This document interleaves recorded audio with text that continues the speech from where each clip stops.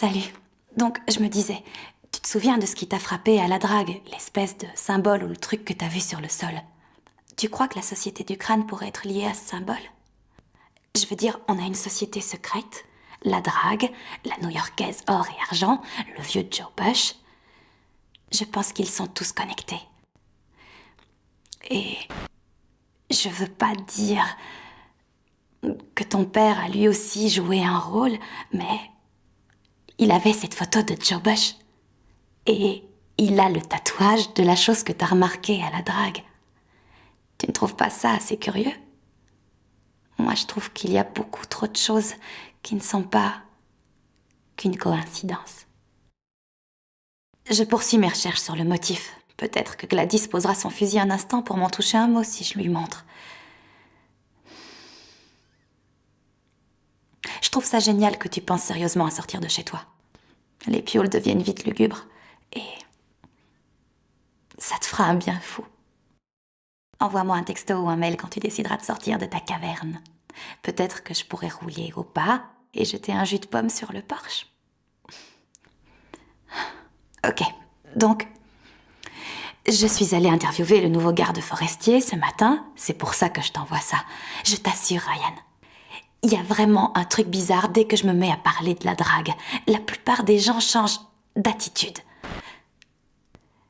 Et ce gars, eh bien, tu verras. Tu vas râler. J'avais mis ma caméra dans mon sac. Je sais que tu détestes ça, que tu es convaincu qu'un jour j'aurai des problèmes, mais je t'assure que c'est pas du pipeau. Les gens sont bien plus intéressants quand ils ne savent pas qu'ils sont filmés. Et ce gars, punaise, ce qu'il est intéressant. Tu y es? Regarde ça. Je fais un exposé pour l'école. Ça compte dans la moyenne. Donc je vais prendre des notes si ça vous gêne pas. Ça me gêne pas. Parfait. Vous vous appelez Daryl Bonner et vous venez de Missoula. Ah, c'est exact. J'ai été nommé temporairement pour la saison. Je serai reparti aux premières chutes de neige. D'accord. Et pendant les semaines que vous passerez ici, quels sont vos projets pour améliorer le parc national autour de Skeleton Creek? C'est pas le but de ma mission. Je surveille les lieux, j'entretiens les sentiers, je dis aux promeneurs où aller. Ce genre de choses. Bon. Qu'est-ce qui vous a décidé à devenir garde forestier de parc naturel? Pourquoi pas médecin ou avocat ou autre chose? J'aime être dehors. C'était soit garde forestier pour l'Office des forêts, soit la construction, et je ne suis pas très adroit. D'accord. Que savez-vous sur la vieille drague abandonnée dans les bois? Eh bien, je sais qu'il y a eu un accident il y a quelque temps, et j'ai cru entendre que vous vous y trouviez. Qu'est-ce qui s'est passé? Dites, c'est moi qui pose les questions là, hein? Pourquoi y étiez-vous? Je sais pas, on traînait dans le coin, on avait envie d'explorer. Au beau milieu de la nuit.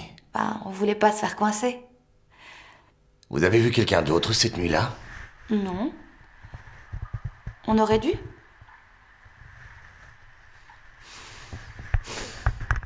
Simple question. Écoutez, votre nom m'a été transmis et ils ont dit que je ne devrais pas être surpris que vous tentiez de remettre les pieds à la drague. Et il y a certaines personnes qui sont persuadées que vous tenterez de faire ça. Je vous déconseille de vous y rendre. Qu'est-ce qu'il y a dans la drague qui vous rende aussi nerveux?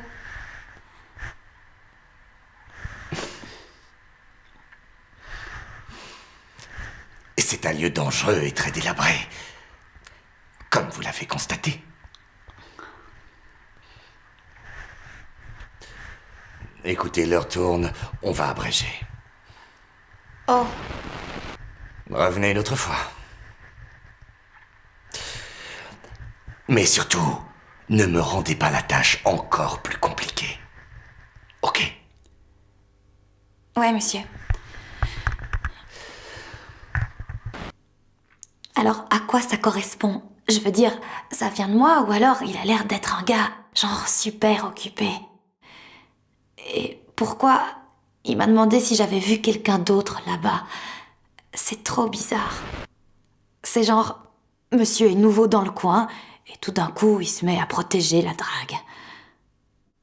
Je trouve qu'il y a un truc qui cloche dans sa manière d'être. C'est une intuition. Et il y a une rumeur qui circule disant qu'ils vont brûler la drague. T'as entendu ça? Je dois y aller quand il fait jour. Il faut se dépêcher d'y retourner avant qu'ils y mettent le feu.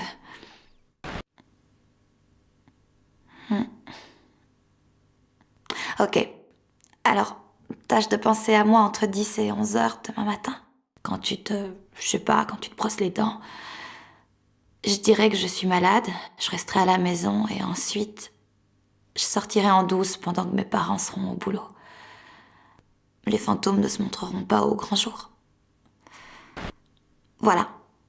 Il faut que je te laisse, mais écris-moi si t'en as l'occasion et essaie de me dire ce que tu penses de tout ça.